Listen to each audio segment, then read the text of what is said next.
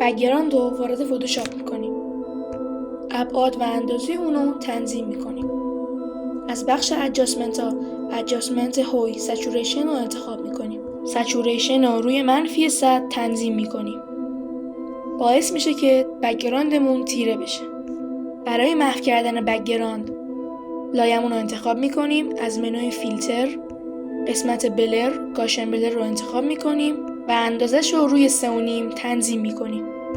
مرحله بعد اضافه کردن سوژه است. پک سوژه رو توی کانال روبیکامون قرار دادم. لینک کانال روبیکا تو کپشن نوشته شده. سوژه خودمون رو وارد فتوشاپ میکنیم. یه ابزار سلکت رو انتخاب میکنیم و از گزینه سلکت سابجکت استفاده میکنیم. سوژه رو که انتخاب کرد بک‌گراند رو جدا میکنیم. سوژه رو وارد پروژه میکنیم. محل قرارگیری و اندازش رو تنظیم میکنیم.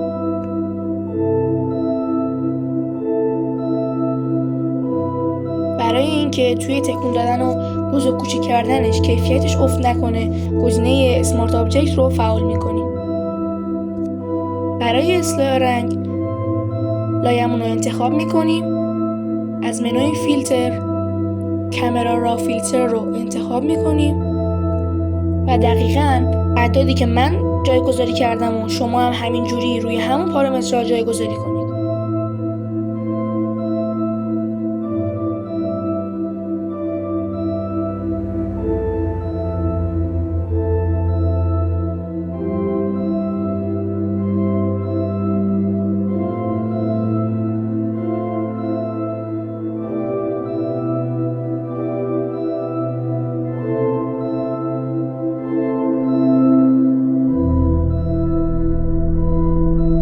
این ویدیو رو لایک کن و توی کامنت ها بگو آموزش و بعدی چی باشه.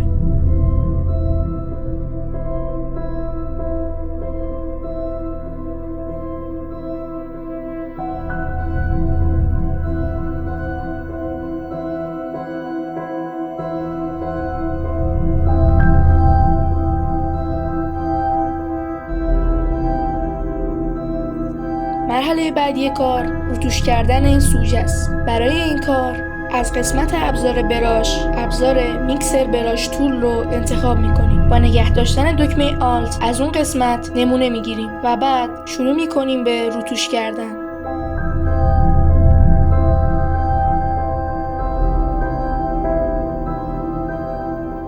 این ویدیو رو لایک کن و توی کامنت ها بگو آموزش و بعدی چی باشه.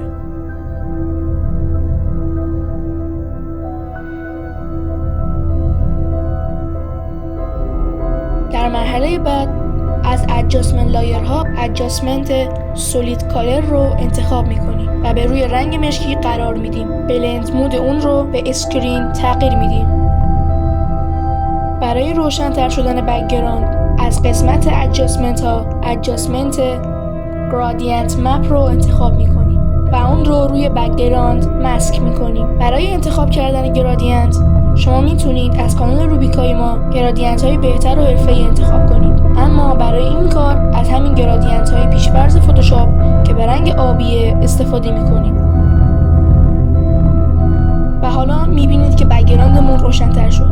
در قسمت بعد میریم سراغ نورپردازی. یه لایه جدید ایجاد میکنیم و با ابزار براش و فلو کم شروع میکنیم دور تا دور سوژه رو براش زدن. لایه براشمون رو انتخاب میکنیم و از منوی فیلتر قسمت بلر فیلتر گاشن بلر رو انتخاب میکنیم. بعد انجام این کار میتونیم به کارمون پترن و تکسچر اضافه کنیم. پک پترن و تکسچرهای مختلف رو براتون تو کانال روبیکا و تلگرام قرار دادم.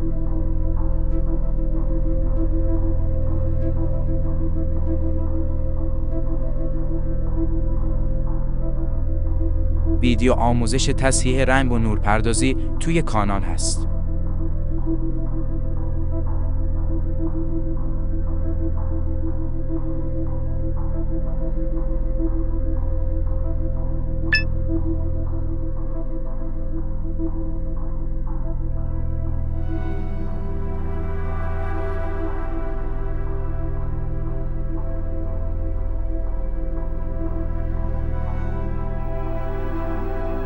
یکم هم ریزه‌کاری.